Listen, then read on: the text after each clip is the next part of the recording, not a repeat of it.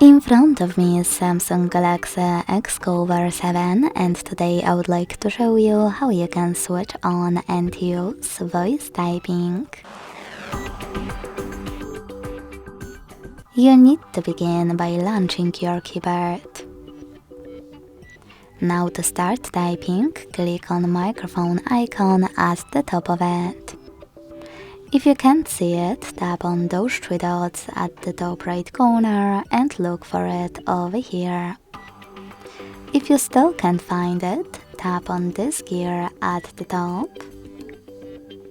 Scroll down in Samsung keyboard settings and select the voice input.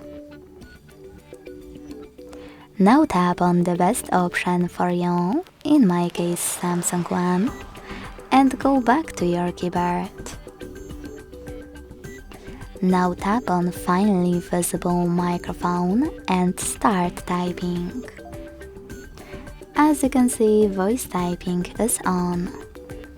If you want to stop, click on this big button with a white microphone.